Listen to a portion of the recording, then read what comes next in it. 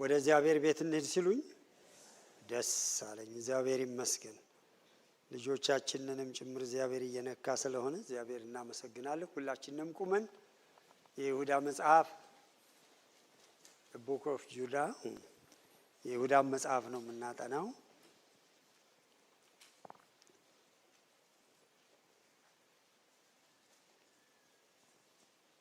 ዛሬ ከቁጥር 17 ጀምሮ ያለውን አነባዋለሁ። እናንተ ግን ወዳጆች ሆይ በጌታችን በኢየሱስ ክርስቶስ ሐዋርያ ቀድሞ የተነገረውን ቃል አስቡ። እነርሱም በመጨረሻው ዘመን በኃጢአተኝነት እንደ ገዛ ምኞታቸው እየሄዱ ዘባቾች ይሆናሉ ብለዋልና፣ እነዚህ የሚለያዩ ሥጋውያን የሆኑ መንፈስ የሌለባቸው ሰዎች ናቸው። እናንተ ግን ወዳጆች ሆይ ከሁሉ ይልቅ በተቀደሰ ሃይማኖታችሁ ራሳችሁን ለማነጽ እየተጋችሁ በመንፈስ ቅዱስ እየጸለያችሁ ወደ ዘላለም ሕይወት የሚወስደውን የጌታችን የኢየሱስ ክርስቶስ ምሕረት ስትጠባበቁ በእግዚአብሔር ፍቅር ራሳችሁን ጠብቁ። አንዳንዶች ተከራካሪዎችን ውቀሱ፣ አንዳንዶችንም ከእሳት ነጥቃችሁ አድኑ። አንዳንዶቹንም በሥጋ የረከሰውን ልብስ እንኳ እየተጸየፋችሁ በፍርሃት ማሩ።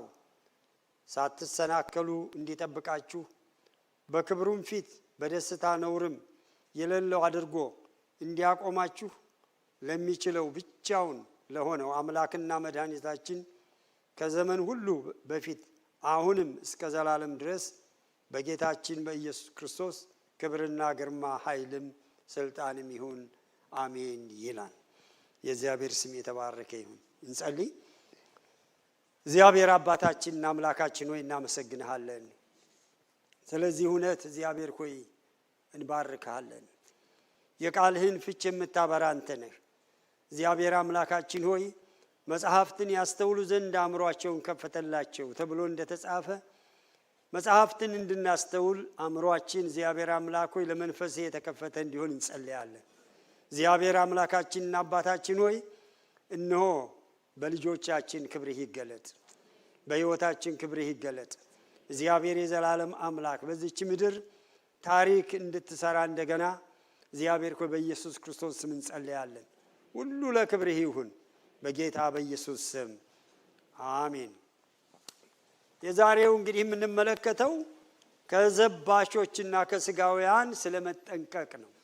ከዘባቾችና ከስጋውያን ሰዎች ስለመጠንቀቅ ነው የሚናገረው እና ይህን እንዴት ልንጠነቀቅ እንደሚገባ ያለፈው በተደጋጋሚ ተመልክተን ነበር። እግዚአብሔር በተለይ ኃጢአት ላደረጉ መልአክ እንኳ ሳይራራላቸው ለሰዶምና ገሞራም ያደረገውን በደንብ ተመልክተናን ያለፉ 2 ሳምንት።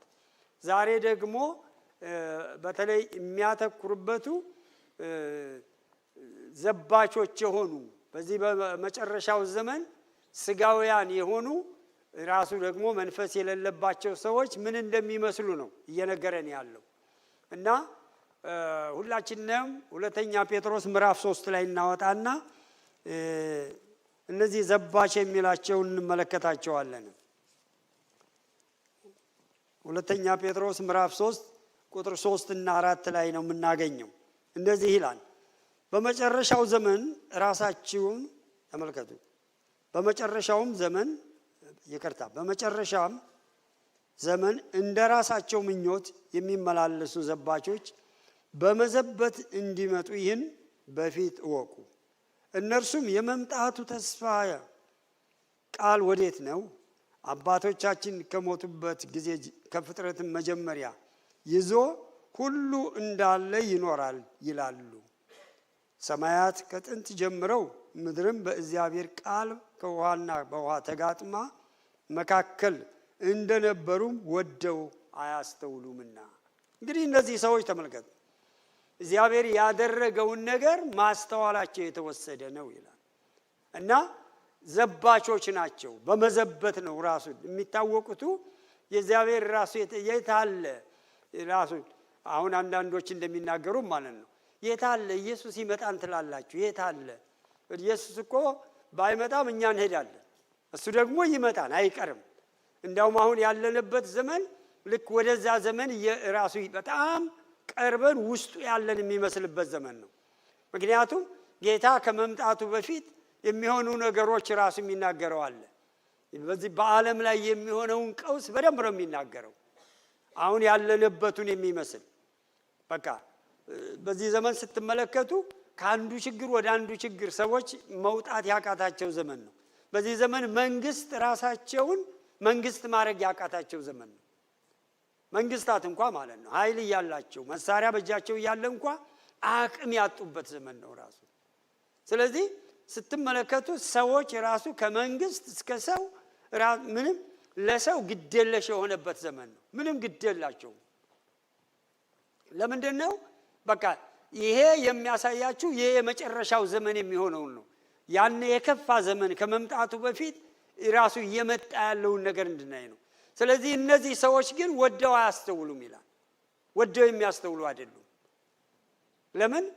የታለ እያሉ ሌላውን እንዳውም በቃ በሌላው ላይ ለማሟረት በሌላው ላይ እንደው ለማቃለል እምነታቸውን ለማዋደቅ ራሱ የሚናገሩ ይሆናሉ።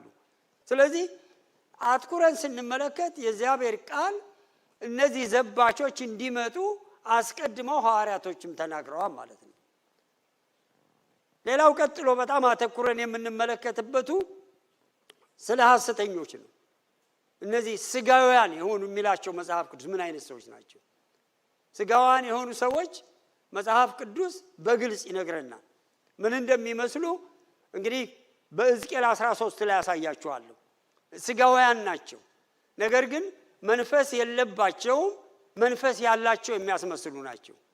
መንፈስ የሌለባቸው ናቸው፣ መንፈስ ግን እንዳላቸው ነው ማስመሰል የሚፈልጉት። ለምን? እግዚአብሔር ከነሱ ጋር ያለ ለማስመሰል ማለት ነው።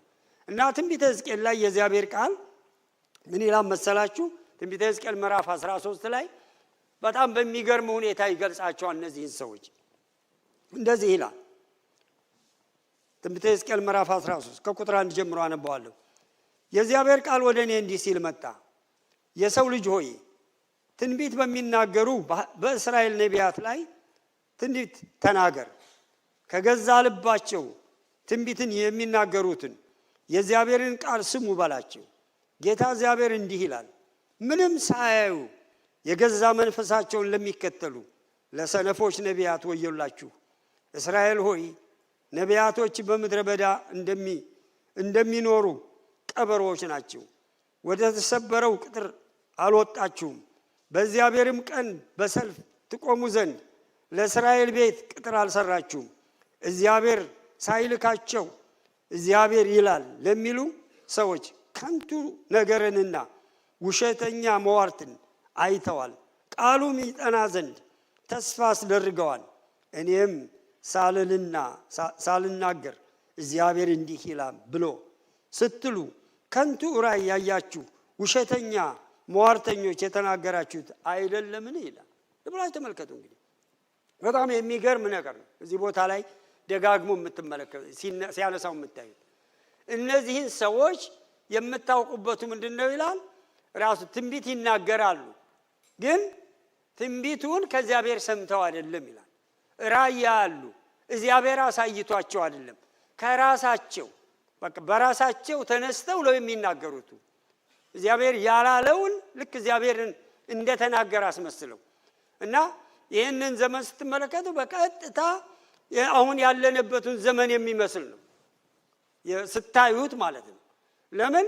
አሁን በዚህ ዘመን በጣም ቀላል የመሰለበት በቃ ሰውን ገስት ሃውስ እንኳን አስገብቶ በቃ እንደፈለገ ከእግዚአብሔር ሳይሆን ከኪሱ እያወጣ መናገር የተጀመረበት ዘመን ነው።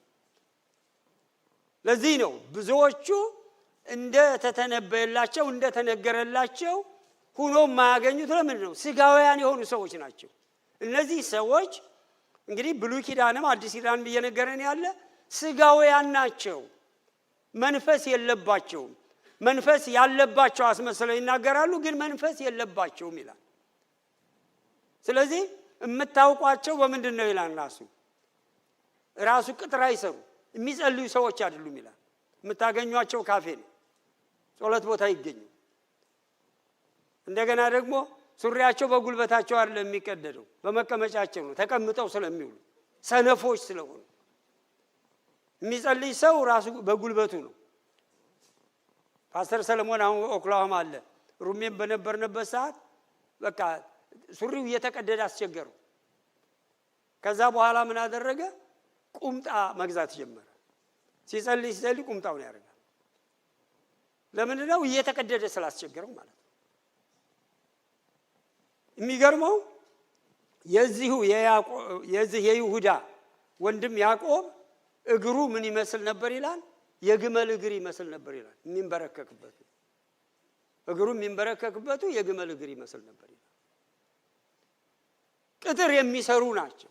የእግዚአብሔር ሰዎች ለሕዝቡ የሚማልዱ ናቸው፣ የሚጸልዩ ናቸው። እንደገናም ደግሞ ወደ ተጎዳው አይሄዱም ይላል። የሚፈልጉት ጥቅሙን ነው፣ ግን እሱን አይፈልጉትም፣ ሕዝቡን አይፈልጉትም። ከሕዝቡ የሚፈልጉት ጥቅሙን ነው። እና እነዚህ ሰዎች የሚጠቀሙበትን ነገር ነው የሚያስቡት ይላል። ስለዚህ ምንም መንፈስ የሌለባቸው አያችሁ። የእግዚአብሔር ቃል ምን ይላል? መንፈስ ይሙላባችሁ እንጂ በወይን ጠጅ አትስከሩ ይላል። እኔና እናንተ ክርስቶስን ካወቅነ በኋላ እንድንሞላ እንድንተነብይ ተአምር ራሱ በጌታ ስም እንድናረግ የተጠራን ሰዎች ነው እንጂ ያ ነገር ስለሌለ ስለዚህ እንዳለ ለማስመሰል የምንናገር አይደለንም። ገላትያ ምዕራፍ 6 ቁጥር 3 እንደዚህ ይላል፣ ማንም ምንም ሳይሆን የሆነ ቢመስለው ራሱን ያታልላል ይላል። ልክ አንዱ ኢትዮጵያ ሄዶ ዶክተር ራሱን አስመስሎ የዛን ጊዜ በኢህአዴግ ዘመን ራሱን እንደተያዘው ማለት ነው። ዶክተር ነኝ ምንም ሳይሆን ዶክተር ነኝ እያለ ሰውን በሙሉ አታለለው። በቃ በየቶክሾው እየቀረበ ግን አይደለም። ራሱ እኮ ያውቃል። ሌላውን ሰው ነው እንጂ ያታለለበት ራሱ ያውቃል። ስለዚህ ማንም ምንም ሳይሆን የሆነ ቢመስለው ራሱን ነው የሚያታለው። እነዚህ ስጋውያን ናቸው። በዚህ ዘመን ለምንድን ነው እግዚአብሔር ቤት ጥልና ጥላቻ? የእግዚአብሔር ቃል የእግዚአብሔር ሰው ሊጣላ አይገባም ይላል በጢሞቴዎስ ላይ። ለምንድን ነው በእግዚአብሔር ቤት ጠብና ጥላቻ የሚመጣው? ለምንድን ነው የቅዱሳን ትዳር ለምንድን ነው የሚፈርሰው? ህይወታችን እኮ ስላልተሰራ እኮ ነው። ገና ስጋውያን ስለሆነ የራሳችንን መብት እያንዳንዳችን ማስጠበቅ ስለምንፈልግ በዛ ምክንያት እኮ። ስለዚህ በጣም ራሱ በዚህ ዘመን ልንጠነቀቅ የሚገባ ነው። የይሁዳ መልእክት እያስጠነቀቀን ያለው ኤርምያስ ሲናገር ደግሞ እነዚህ ሰዎች በእግዚአብሔር ስም ራሱ የሚያታልሉ ናቸው ይላል። ታውቃላችሁ በብሉይ ኪዳን ማስጠንቀቂያው እንዴት ከባድ እንደሆነ ዘዳግም 13 አውጡ። ያለንበት የምህረት ዘመን ስለሆነ ነው። ብሉይ ኪዳን ላይ ያለው ማስጠንቀቂያ ስሙ። ዘዳግም 13 ላይ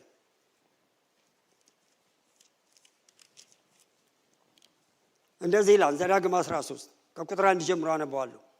በመካከልህ ነቢይ ወይም ህልም አላሚ ቢነሳ ምልክትም ተአምርም ቢሰጥህ እንደነገረህም ምልክቱ ተአምራቱ ቢፈጸም እርሱን ሂደን የማታውቃቸውን ሌሎችን አማልክት እንከተል እናምልካቸው ቢልህ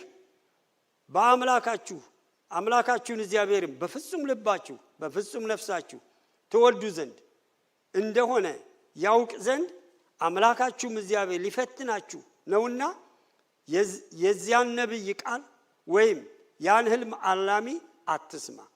አምላካችሁን እግዚአብሔርን ተከተሉ፣ እርሱን ፍሩ፣ ትእዛዙን ጠብቁ፣ ቃሉንም ስሙ፣ እርሱንም አምልኩ፣ ከእርሱም ጋር ተጣበቁ። አምላክህን እግዚአብሔርን ተሄድባት ዘንድ ካዘዘ መንገድ ሊያወጣ ከግብፅ ምድርም ካወጣችሁ ከባርነት ቤትም ካዳናችሁ ከአምላካችሁ ከእግዚአብሔር ሊለያችሁ ተናግሯልና ያ ነቢይ ወይም ያ ህልም አላሚ ይገደል፣ እንዲሁም ክፉውን ነገር ከመካከልህ አርቅ።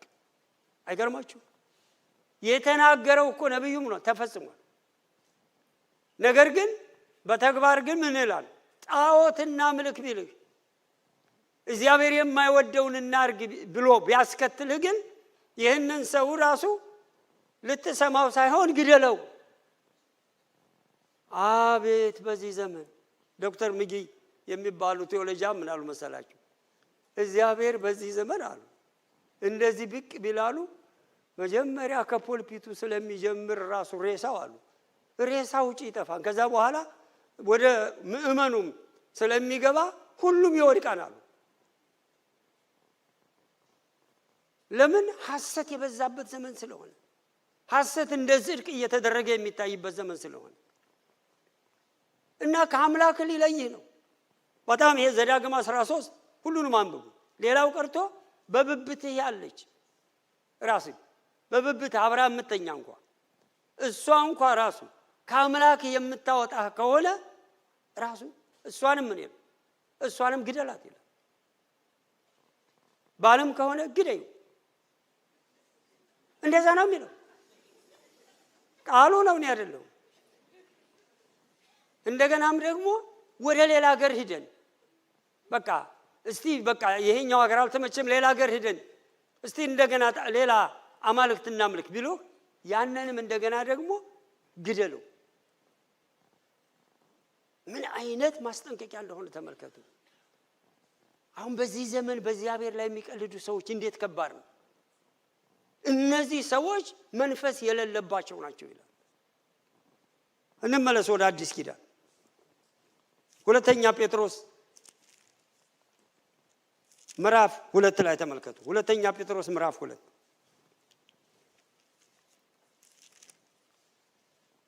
ምዕራፍ 2 ተመልከቱ። ሁለተኛ ጴጥሮስ ምን አይነት ናቸው እነዚህ ሰዎች ይላል። ነገር ግን ሐሰተኞች ነቢያት ደግሞ በሕዝቡ መካከል ነበሩ፣ እንዲሁም በመካከላችሁ ደግሞ ሐሰተኞች አስተማሪዎች ይሆናሉ። እነርሱም የዋጃቸውን ጌታ ልብላችሁ ተመልከቱ፣ የዳኑ ሰዎች ናቸው። እነርሱም የዋጃቸውን ጌታ እንኳን ክደው የሚፈጥንን ጥፋት በራሳቸው ላይ እየሳቡ የሚያጠፉ ንፋቄን አሽልኮ ያገባሉ። ብዙዎችም በመዳራታቸው ይከተሏቸዋል። በእነርሱም ጠንቅ የእውነት መንገድ ይሰደባል። ገንዘብን በመመኘት በተፈጠረ ነገር ይረቡባቸዋል። ፍርዳቸው ከጥንት ጀምሮ አይዘገይም፣ ጥፋታቸው ማንቀላፋም። ልብላችሁ ተመልከቱ። ምንድነው የምታውቋቸው? እነሱን ነው የሚለው። ራሱ ትኩረታቸው ራሱ የሚፈልጉን ነገር አለ። ጥቅም ነው፣ ገንዘብ ነው የሚፈልጉት። በቃ ሌላ ነገር አይፈልጉም። ጌታን እንኳን ራሱ ክደውታን አይፈልጉትም። ነገር ግን እነሱ ለነሱ የሚሆን የሚፈልጉ ናቸው። ከነሱ ግን ተጠንቀቁ። አያችሁ፣ በዚህ ዘመን የእግዚአብሔር ቃል እውነት ሰዎች እየሸሹ ያሉበት ዘመን ነው። ቢጎዳንም የእግዚአብሔር ቃል ይዘን እንጎዳ። እህቶቼ ወንድሞቼ፣ የእግዚአብሔርን ቃል ይዛችሁ ተጎዱ። ምክንያቱም ሰዎች በምን እንደሚመጡ አታውቁ። በምን ሊመጣ እንደሚችል ሰው አታውቁ። አንድ ጊዜ ተቆማ እያለን ምን ሆነ? እንደዚህ 30 ሺህ ብር ራሱ የሆነች ልጅ ይዛ መጣችና አይ ይሄ በቃ ለብሰህ አምረህ እንድናይ እንፈልጋለን ብላ ኪሴ ከተወደች። ከዛ በኋላ ስቆጥረው 30 ሺህ ብር። አሙስ ላገኝሽ እፈልጋለሁ አልኳት። አሁን አባባርት እነዚህ ያሉ ልጆቹ ምስክሩ እሳቸውን ያስኩና እሷ ብቻዬን የምታገኝ ነው የመሰላት መጣች። ከዛ በኋላ በቃ ውርደት ያደረግሽው የኔ ያህል ትልቅ ገንዘብ በጣም እግዚአብሔር ይባርክሽ እና አሁን አባባንም ይዣቸው የመጣሁት በምስክር ፊት ራሱ ይሄ ገንዘብ ኢትዮጵያ ወንጌላውያኖች አሉ፣ ልብስ የሌላቸው ጫማ የሌላቸው አሉ፣ ለነሱ እንላከው አልኳት። ኖ አለች። አንተ ለብሰህ እንድናይ ነው የምፈልገው። መኪናዬ 2 ዓመት ነው። መኪና ምን እንድገዛ ነው የምፈልገው? እኔማ የሁሉ አለኝ አልኳት። ፍቃድሽ ከሆነ ለዛ እንላከው፣ እሳቸው ሲሄዱ ይዘው ትሄዳሉ። ከዛ ኖ አለች። ከዛ በኋላ ቆጥሬ በሳቸው ፊት በእጅ በቃ አመናጭ ከሞተች። እዚህ ማን አለ? አሉ ምስክሮች እዚህ ስምሽን እንዳልጠራ ነው። በሳምንቱ ቢላዋ ይዛ ሴቶቹን ጠበቀቻቸው። ሽማግሌዎች ነው እጇን ይዘው። እዚህም አንድ ሽማግሌ ምስክር አለ። ለካ ክፉ መንፈስ ነው እንደዛ የሚያደርጋት። አያችሁ ለኔ በዛን ሰዓት የረዳ የሚመስላችሁ ስለ ሉሲፈር ሲናገር ሚላል አንተ ውብ ነበር ይላል። አምረህ እንፈልጋለን ስትል የሉሲፈር መንፈስ አለኝ በውስጤ። በቃ ውስጤ ሪጀክት አደረገ በዛ ሰዓት። እምትጠበቁበት እህቶቼ ወንድሞቼ የእግዚአብሔር ቃል እውነት ይኖራችሁ። የእግዚአብሔር ቃል የሚጠብቀን እሱ ነው። ለጥፋት ራሱ ሰይጣን ለጥፋት እንኳን ሰዎችን ይልካል። ምክንያቱም ተልእኮ አለው። ይሁዳ እኮ ራሱ ክርስቶስ ጋር እኮ ነው ያለው፣ ግን ኢየሱስን ለመሸጥ ነው። በህይወታችሁ ራሱ የእናንተን ጸጋ ለመግፈፍ የእናንተን ጸጋ ለመጣል እናንተን ራሱ ወደ አደጋ ለማድረስ የሚላኩባችሁን አታውቁ። መንፈሳችሁን ካላዳመጣችሁ የእግዚአብሔርን ቃል ካላዳመጣችሁ መንፈስ የሌለባቸው ሰዎች አያችሁ። አገልጋይ ገንዘብ ፎከስ አድርጎ አያገለግልም። ጥሪ ስለሆነ ነው ማገልገል ያለበት። ምክንያቱም የተጠራበት ነው። ጥሪውን እያሰበ ሲያደርግ የሚያስፈልገውን እግዚአብሔር ያደርጋል። ይሄ ገንዘብ ራሱ አሁን ያነበብነው ጴጥሮስ ላይ ምንድን ነው የሚለው? በዚህ በገንዘብ ፍቅር ጌታቸውን ካዱት እኮ ነው የሚለው። የጥፋት ርኩሰት ውስጥ ገቡ።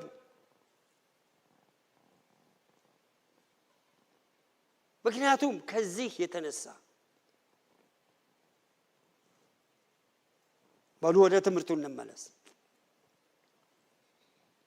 ሁለተኛው ሐሳብ ላይ ነው ይሄን ያነሳውላችሁ። እነዚህ ስጋዋን የመሰሉ ሰዎች ምን አይነት ናቸው? እንደገና ደግሞ አንደኛ ቆሮንቶስ ምዕራፍ 3 ሂዱ። ስጋን የሆኑ ሰዎች ምን እንደሚመስሉ የእግዚአብሔር ቃል በግልጽ ይነግረናል። በአንደኛ ቆሮንቶስ ላይ ስጋን የሆኑ ሰዎች ምን እንደሚመስሉ ተመልከቱ። አንደኛ ቆሮንቶስ ምዕራፍ 3 እንደዚህ ይላል። እኔም ወንድሞች ሆይ ከቁጥር 1 ጀምሮ ነው የማነበው። እኔም ወንድሞች ሆይ የሥጋ እንደመሆናችሁ በክርስቶስ ሕፃናት እንደመሆናችሁ እንጂ መንፈሳውያን እንደመሆናችሁ ልናገራችሁ አልቻልኩም። ገና ጽኑ መብል ለመብላት አትችሉም ነበርና ወተት ጋትኳችሁ። ገና ሥጋውያን ናችሁና እስካሁን ድረስ ገና አትችሉም። ቅናትና ክርክር ስለሚገኝባችሁ ሥጋውያን መሆናችሁ አይደላችሁምን? እንደ ሰው ልማድስ አትመላለሱንም? አንዱ እኔ የአጵሎስ ነኝ፣ ሁለተኛውም እኔ የጳውሎስ ነኝ ቢል ሰዎች ብቻ መሆናችሁ አይደለምን? እንግዲህ ምንድነው? ጳውሎስ ምንድነው?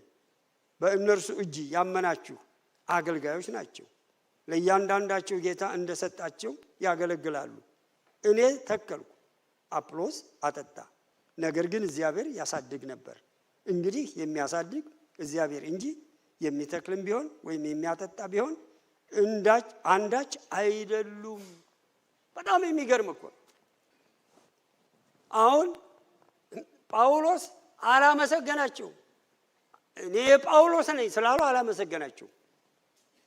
አጵሎስም እኔ አጵሎስ ነኝ ስላሉት አላመሰገናቸው። ምን ስጋውያን ናችሁ። ስጋውያን የሆኑ ሰዎች ባህሪ ነው ይሄ ባህሪ። የሚገርም እኮ ነው። እንዴት አርገው እንደሚያስተካክሏቸው ተመልከቱ። ምን አለባችሁ ላን ቅናትና ክርክር። በዚህ ዘመን እንዴት ቅናትና ክርክር በጣም ሞልቷል እንጂ አለበቃ ብሎ እኮ ታውቃላችሁ። በመስኮት ብቅ ብለው ስንቱን ነው በዩቲዩብ በፌስቡክ ራሱ ስንቱን ሰው ነው የሚዘርፉት። በቃ ይሄ እኮ ነው አንዱ አንዱን ለመጉዳት እንኳን። እህቶቼ ወንድሞቼ በጣም እግዚአብሔር ቃል ላይ ልናተኩር ይገባል። ስጋዊነት እግዚአብሔር ቤት እየበዛ ከመጣ መንፈስ ቅዱስ ሊሰራ አይችልም። እንዴት ብሎ በሰዎች ውስጥ ጸጋ ያለ ጸጋው ራሱ ዝም ሊል ይችላል። አንዳንድ ጊዜ ትንቢት በመካከላችን የመጣ እንኳን ምንም የሆነ አይመስልም። ምክንያቱም ስጋዊ ከሆነ ውጤቱ ያነ ነው። ስለ ስጋ ማሰብ ደግሞ የእግዚአብሔር ቃል ምን ይላል? ሞት ነው። ስለ መንፈስ ማሰብ ግን ሰላምና ሕይወት ነው ይላል ሮሜ 8።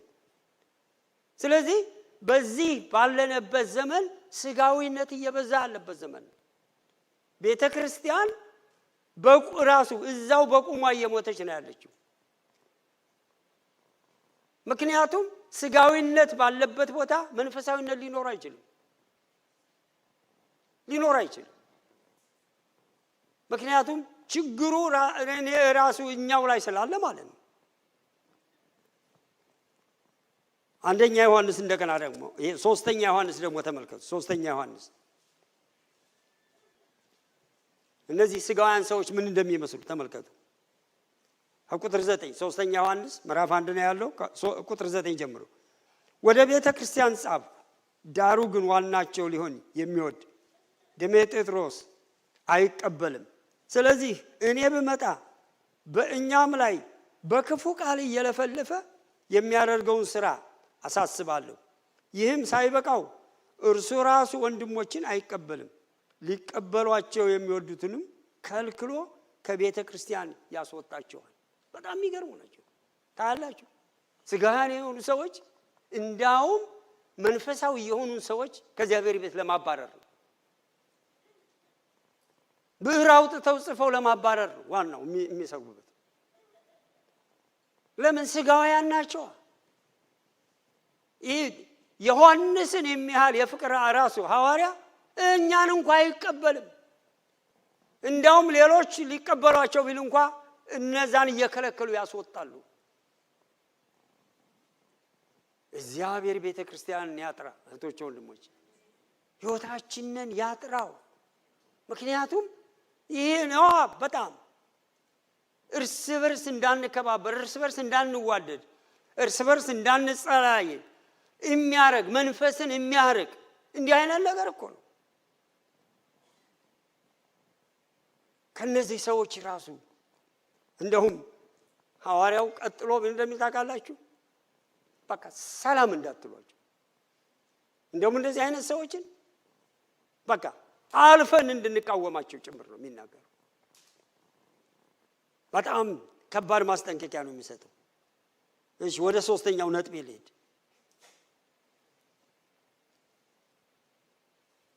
ቁጥር 20 እና 21 ላይ ተመልከቱልኝ። ይሁዳ 20 እና 21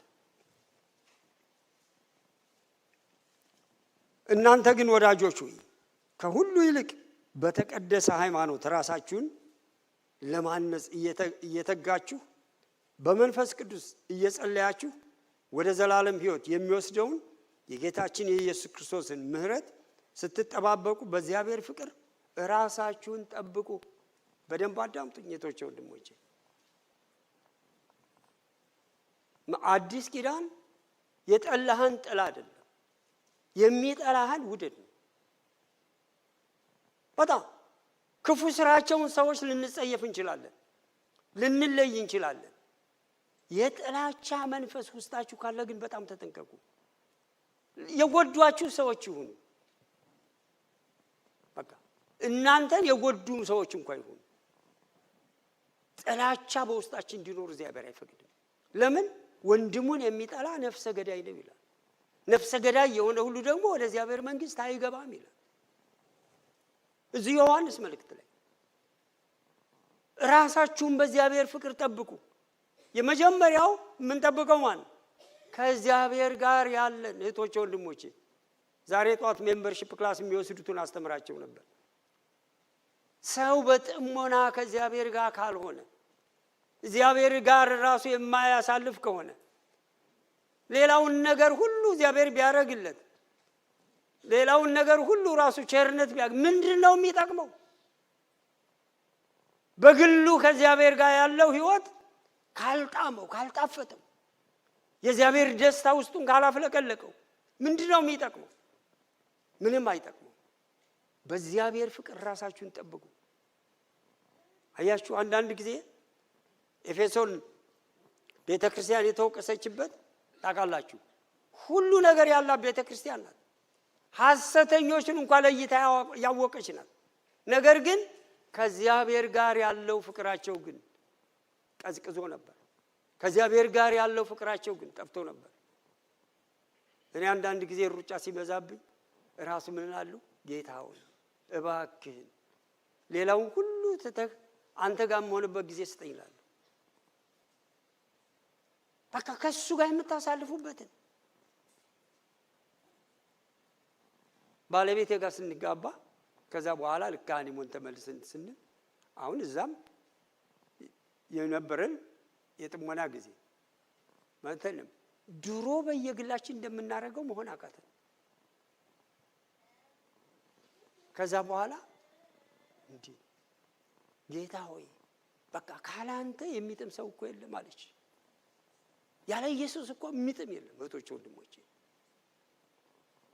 በቃ ባል ሚስት የማይተካውን ኢየሱስ ይሰጣል። በቃ የኢየሱስ ህይወት ያረጋል። እህቶቼ ወንድሞቼ፣ በቃ ልባችሁን ይዘዋል። ሰው የእግዚአብሔር ነገር እየገባው ከመጣ ዓለምን ይንቃል። እህቶቼ ወንድሞቼ፣ ትንቁታላችሁ። ብርቅ የሚያደርገውን ሰው ለእናንተ ግን እንደ ቆሻሻ ነው የሚታያችሁ። ለምን? እግዚአብሔር ጋር ያላችሁን ነገር ስታዩት፣ እዚህ ቅዱስ አምላክ ጋር ቆይታችሁ ሌላውን ስታዩት በጣም ያነሰ ነው። እንኳንስ የእናንተን ልብ ሊወስድ ትንቁታላችሁ። በዚህ ዘመን እኮ የተናቀው ነገር እኮ ነው ልባችን እየወሰደ ያለው። እህቶቼ ወንድሞቼ፣ ብዙ ጊዜ እንደምናገረው በጣም ከጌታ ጋር ያላችሁን ነገር በጣም ሲሪየስሊ ውሰዱ። እህቶቼ ወንድሞቼ፣ ሚስትም የምድር ነው ልንገራችሁ፣ ባልም የምድር ነው። ልጆችም ስጦታችን ባላደራነን እንጂ የኛ አይደሉም፣ የእግዚአብሔር ናቸው። እናንተ ግን የእግዚአብሔር ናችሁ። አንቺ ግን አንተ ግን የእግዚአብሔር ነው። ይህን አውቀን ነው መኖር ያለብን። ዋናውን ነገር ራሱ ሰዎች እየተው የሰማዩን ነገር እየተው የምድር ነገር ያሳድዳሉ። እስኪ ያስቡ፣ ሁሉን ነገር ራሱ የሰማዩን ነገር ራሱ እግዚአብሔር አዘጋጅቶልኛል ያለ ሰው ለምድር ነገር እግዚአብሔርን ማመን ሲያቅተው፣ ለሰማዩ እኮ ለማይታየው ነገር አምኖ ለምን? ከሱ ጋር ያለ ንብረት ገና ስለሆነ ከሱ ጋር ያለ ታውቃላችሁ። አንዳንድ ጊዜ ሰዎች ጌታን በቃ ደቀ መዝሙር ሆነው ተምረው አገልግሎት ሲገቡ ያለቀ ይመስላቸዋል። አሁን እዚህ በጠይቃችሁ አንዳንዶቻችሁ 50 ዓመት 40 ዓመት በማሬጅ እንኳን የቆያችሁ ሰዎች ታውቃላችሁ፣ አሁንም ገና ጉድለት በራሳችሁ ታያላችሁ። በትዳራችሁ ተሰርተን አናልቅም። ልክ የክርስትና ህይወት እንደዚህ ነው። በቃ ተሰርታችሁ አታልቁም። ተሰርተን የምናልቅ አይደለም።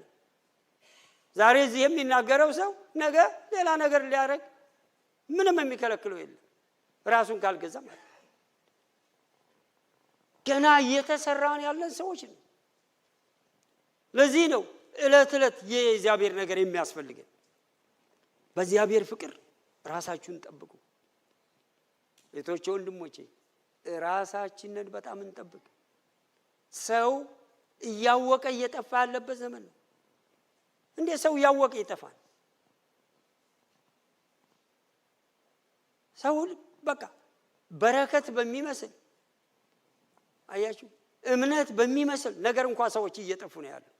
እዚህ ቀደም ተናግሬዋለሁ። ዛሬ ጠዋትም ሜምበርሺፕ ክላስ እየተናገርኩን ነበር። በረከት ታውቃላችሁ፣ እውነተኛ በረከት ክርስቶስን ስታውቁት ነው። ይውላችሁ ያዕቆብ ሀብት በዚህ ዘመን መቼም ይህ ሀገር መተመን ሲወዱ ይገርመኛል። አሁን ምን አሉ? በ100 ቀን ውስጥ ትራምፕ ራሱ 6000 ጊዜ ባይደንን ያነሳዋል። መተመን የሚወድ ህዝብ ነው። ያዕቆብን ሀብት ሲተምኑ በዚህ ዘመን 1.1 ትሪሊየን ነው። 4 ሚስት አለው፣ 13 ልጅ አለው። ካልባረከኝ አለቀ። በረከት እግዚአብሔር ሲያገኘው ብቻ። ጌታ ሲያገኘው ግን ምን አለ? ራሱ ነፍሴ ድና ቀረቻል። በረከት ክርስቶስ ሲያገኝም ብቻ ነው። እሱ ሲያገኝሽ ታርፊያለሽ፣ ታርፋለህ። በቃ ያሳረፈን እሱ ነው እንጂ ሀብት አያሳርፈውም ሰው። በዚህ ዘመን በረከት በሚመስል ሰው እንኳን እየጠፋ ነው። ኢየሱስ ካስከው እኮ ይሄ ኢየሱስ ወደ ህይወታችን ሲገባ አንዱ ረፍት ይዞ ነው የሚመጣው። ወቶቼ ወንድሞቼ፣ በጣም ሰው ያወቀ በሚጠፋበት ዘመን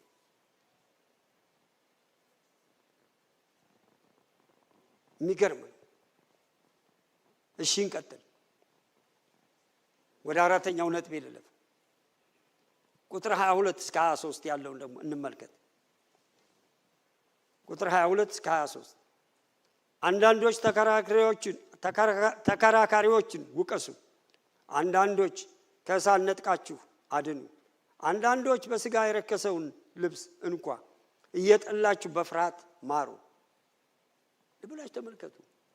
የእግዚአብሔር ቃል ምን አይነት ሰዎች መሆን እንዳለብን እነዚህ ነቢያት ሐዋርያቶች የሚሰጡት ምክር በጣም የሚገርም ነው። በቃ አንዳንድ ጊዜ ሆነ ብላችሁ እያንዳንዱ መጽሐፋት ነው እኛ ተርፈን የምናተርፍበትን ነው። አንደኛ ጢሞቴዎስ ምዕራፍ 4 ቁጥር 16 ላይ ለትምህርትህ ተጠንቀቅ ይለዋል። ይሄን ብታረግ ራስህንም የሚሰሙንም ታድናለህ ይላል።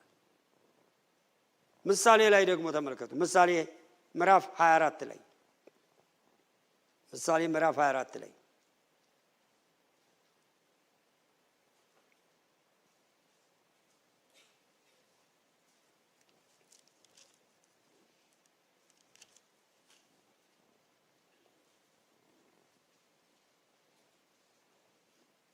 ምሳሌ 24 ከቁጥር 10 ጀምሮ አነባዋለሁ። በመከራ ቀን ብትላላ ጉልበትህ ጥቂት ነው። ወደ ሞት የሚነዱትን ታደግ፣ ሊታረዱ የተወሰኑትን አድን። እነሆ ይህን አላውቅም ብትል ልብን የሚመረምር እርሱ አያስተውልምን? ነፍስንስ የሚመለከት እርሱ አያውቅምን? ለሰው ሁሉ እንደ ሥራው አይመልስምን? እያለ ይናገራል። ለብላይ ተመልከቱ። ወደ ሞት የሚነዱ አሉ። ወደነዚህ ወደ ሞት የሚነዱትን ታደግ። ታውቃላችሁ አሁን በዚህ ዘመን እኮ ወንጌል ራሱ ለሌሎች መመስከር ለወንጌላዊ አድማሱ ብቻ ይመስለናል፣ ወይም ለወንጌል ስርጭት ተብለው በቃ ለተሰየሙ ለእያንዳንዳችን እህቶች ወንድሞች ቢያንስ መጸለይ። በቃ የምንጸልይ ከሆነ ሰዎቹን አሳልፎ ይሰጠናል። አንድ በቃ ትልቅ ሚስጥር ላካፍላችሁ። ወደ ጌታ እንደመጣው ለቤተሰቤ ስም ጽፌ እጸልያለሁ። አጎቶችን፣ አክስቶችን፣ ወላጆችን፣ ወንድሞችን፣ እህቶችን ጭምር ይዤ ማለት ነው። ልጆቻቸውን ስማቸውን ስለማላውቅ እኔ ከመጣው ወጣው ስለተወለዱ እነሱን እንትላል። ግን በቃ እጸልያለሁ። ታውቃላችሁ ከ12 ዓመት በኋላ እኔ ኢትዮጵያ ምገባ ስለማይመስለኝ በደርግ መግባት ስለማልችል ምን ብዬ ነው የምጸልየው? መልአክም ቢሆን ልከህ አገኛቸው። በቃ መልአክም ቢሆን ልከህ አገኛቸው። የሚገርማችሁ ነገር ነው። መጨረሻ ላይ እኔው ራሴ ሄድኩ ማለት ነው። ኢህአዴግ ሲመጣ 17 ቤተሰብ አንድ ቀን ነው ጌታን የተቀበለው። 17 ቤተሰብ ይሰማን ጸሎት እግዚአብሔር። በቃ እምቢ ያሏችሁ ሰዎች እንኳን ጸልዩላችሁ ዝም ብላችሁ። እዚህ ራሱ ዲያቆን የሆነ ወንድሜ ራሱ እሱ ራሱ እኔው ጋር ነበር። ይሄ አንተን እንደዚህ ምልኩስና የሚያስገባ ባልፈልግም አለ። በሰላም ሁን እንግዲህ ወደ ጌታ ካልመጣ በምድር ወንድሜ ነህ፣ የአባቴ እናቴ ልጅ ነው፣ እወድሃለሁ፣ ከሞት በኋላ ግን አንገናኝም አልኩት። ወጣ። እሱም ደግሞ ከ10 ዓመት በኋላ እንደገና ወደ ጌታ መጣ። አሁን ዲያቆን ነው። እግዚአብሔር ይሰራል። እግዚአብሔር ይሰራል። እህቶቼ ወንድሞቼ፣ ብዙ ጊዜ ለነፍሳት አንዱ ወይ ጸሎታችን ነው የሚሄደው፣ ወይ ገንዘባችን ነው፣ ወይ እኛ ነን። አሁን አንዳንዶቻችን የመመስከር ድፍረት የለንም። መጸለይ ግን እንችላለን። ለሚመሰክሩት እግዚአብሔር ድፍረት እንዲሰጣቸው ጸጋ እንዲሰጣቸው መጨረሻ የሚሰጠን ሪዋርዱን እግዚአብሔር ነው ሰው አይደለም አገልጋዩም አይደለም ስለዚህ በጣም ነጥቃችሁ አውጡ እኮ ነው የሚለው በቃ ወደ ሞት ነው እየተነዱ ያለው እኔ አንዳንድ ጊዜ በጣም የሚገርመኝ ምን ታውቃላችሁ ለልጆቻቸው ግዴለሽ የሚሆኑ ሰዎች እንዴት ለልጅ ግዴለሽ ሆነን ሰው በቃ በጣም ጳውሎስ እኮ ነፍሴን እንኳን ከፍላለሁ አለ ለመንፈሳዊ ልጆች ገንዘቤን አይደለም ነፍሴን እከፍላለሁ አንዳንድ ጊዜ እዚህ የቱተሪንግ ፕሮግራም ተዘጋጅቶ የሳንዴይ ስኩል ያለ ልጆቻቸውን ይማሩበት ብዙ ነገር ተዘጋጅቶ ተሰጥተው ያንን ማድረግ ያቀታቸውን ሰዎች በጣም ነው የሚገርመው እንዴት የገሃነመ እሳት ክፋቱን ላሳያችሁ ሁላችን በእውነት የገብቶን እንድንወጣ ነው የምፈልገው ዮሐንስ ራእይ ምዕራፍ 20 ላይ አውጡ በእውነት ቢያንስ እምጸልዩ ሰዎች እንድትሆኑ ሌላ ነገር መመስከር እንኳን ድፍረቱ ብታጡ ማለት ነው ዮሐንስ ራእይ ምዕራፍ 20 ተመልከቱ ቁጥር 11 ላይ የእግዚአብሔር ቃል እንደዚህ ይላል ታላቅና ነጭ ዙፋን በእርሱም ላይ የተቀመጠውንም አየሁ ምድርና ሰማይ ከፊቱ ሸሹ ስፍራም አልተገኙላቸውም ብላችሁ ተመልከቱ ይሄ የምናየው ሰማይ ተጠቅሎ ይወጣል ይሄ አሁን አለ የምንለው ምድር ትቀልጣለች ማን ክርስቶስ ነጭ ዙፋን ላይ ሲቀመጥ ምክንያቱም ፍርዱ ሁሉ ለክርስቶስ ነው እግዚአብሔር የሰጠው ዛሬ ብዙዎች በኦንላይን እየሰማችሁ ያላችሁ ክርስቶስን የምትንቁ የእግዚአብሔርን ስም እየጠራችሁ ገሃነመ እሳት የምትገቡ ሰዎች ተመለሱ እዚህም ጉባኤ ያላችሁ ካላችሁ የመጨረሻ ፍርድ ሰጭ እሱ ነው ዮሐንስ ወንጌል ምዕራፍ 5 ቁጥር 22 ላይ ፍርድ ሁሉ ራሱ ለወልድ ተሰጥቶታል አብ በአንድስ እንኳን አይፈርድም ይላል ለዚህ ነው ታውቃላችሁ ሰይጣን ጠንቋዮች እንኳን ሲልክ የእግዚአብሔርን ስም ይጠራል የኢየሱስ ስም ነው የማይጠሩት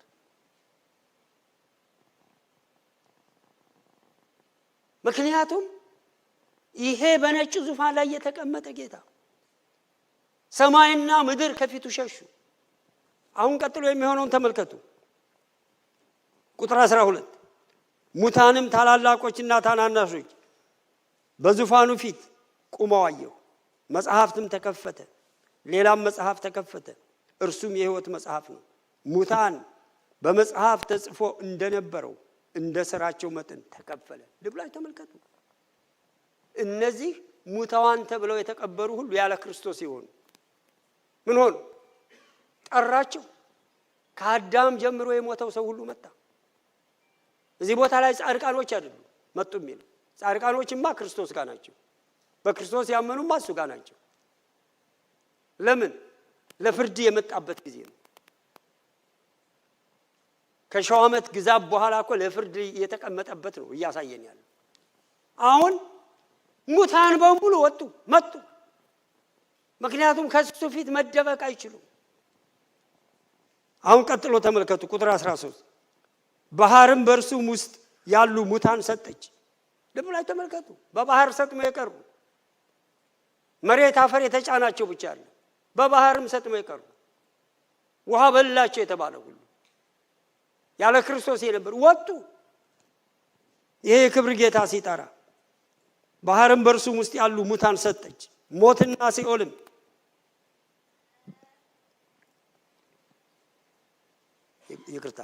ሞትና ሲኦልም በእነርሱም ያሉትን ሙታን ሰጡ እያንዳንዱም እንደ ሥራው መጠን ተከፈለ ሞትና ሲኦል በእሳት ባህር ውስጥ ተጣሉ ይህም የእሳት ባህር ሁለተኛ ሞት ነው የመጨረሻ በነፍሳቸው ላይ በመንፈሳቸው ላይ ለዘላለም እንዲቃጠሉ ተወሰነባቸው እንዴት የምትወዱት ልጅ የምትወዱት ሰው እንዴት አሁን እዚህ ቦታ ራሱ እሳት ቢነሳ ማረግ ባይችል አንድ ሰው ራሱ ፋየር ማርሻል መጥራት አይችልም።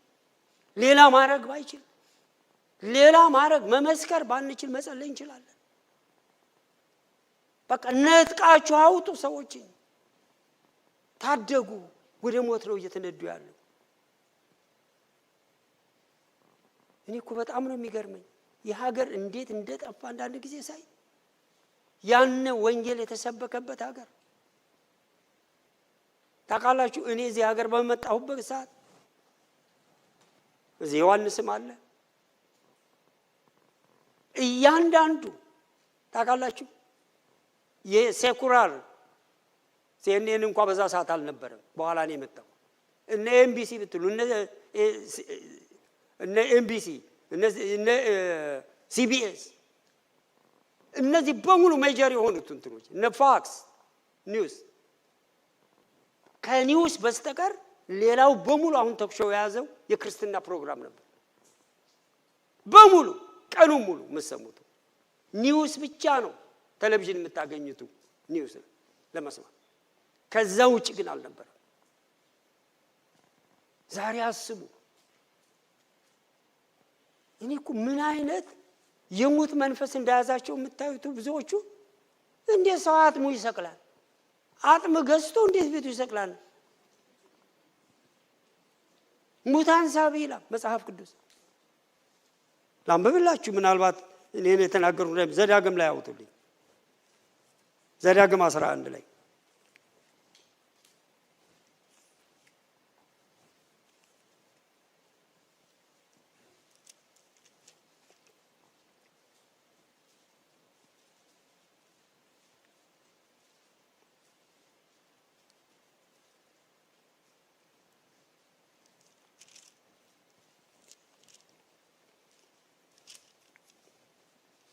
ይቅርታ ዘዳግም 18 እንደዚህ ይላል። ዘዳግም 18 ከቁጥር 9 ጀምሮ አነበዋለሁ።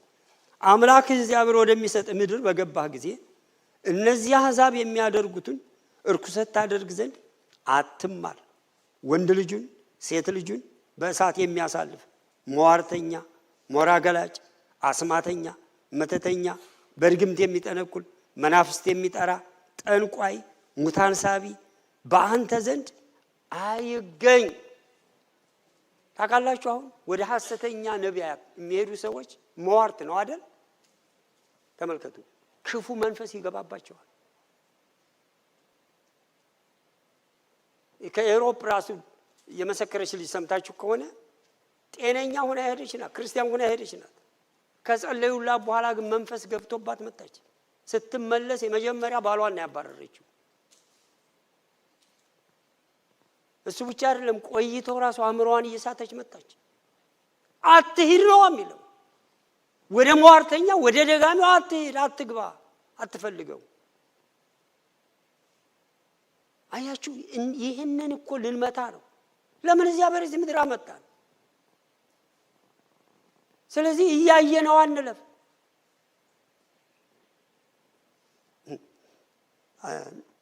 እንትና አዲሱ ወርቁ ሲመሰክር አንድ ጊዜ ምን አለ? እኛ ወደ ጌታ እንደመጣን ወደ አእምሯችን አለ ራሱ ብዙዎቻችን ያላገምን የሆነ ነገር ከመጣ ስም በኢየሱስ እንላለን። ሌላው ሰው ያበድነ ነው የሚመስለው አለ። ለአእምሯችን እንኳን ፈቅድለትም አለ። ወደ አእምሯችን የሆነ ነገር እንዲያልፍ እንኳን ፈቅድለትም አለ። አያችሁ ጥንቃቄያቸው እስከ ዛሬ ጠብቋቸው የኖረው ለዚህ ነው። እነ ተስፋዬ ጋቢሶ እነሱ አያችሁ በመከራ ሰው የሚጸናው እውነተኛው ነገር ሲገባው ነው። የእግዚአብሔር ስም የተባረከ ነው። መጨረሻ ላይ የይሁዳ መልእክት የሚለውን ልበልና እንጨርሳለን።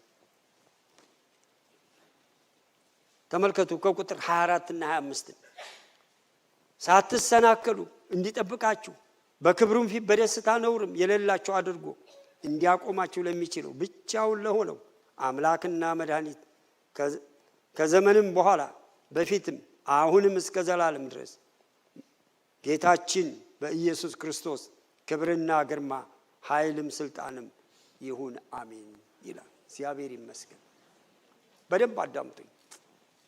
ሳትሰናከሉ የሚጠብቃችሁ እኔና እናንተ ስለማንሰናከል አይደለም። የሚያሰናክል መሰናክል ስለማይገጥመን አይደለም። ሳንሰናከል ግን ስንሰናከል መልሶ እስከ ዘላለም ክብሩ የሚጠብቀን ክርስቶስ ኢየሱስ አለ። እህቶች ወንድሞቼ፣ ይሄ ጌታ በእውነት ሕይወታችንን ይወረሰው። በዚህ በይሁዳ መጽሐፍ ተከታታይ 3 ሳምንት እንደተማርን አንድ ነገር ይዘን ልንሄድ ይገባል።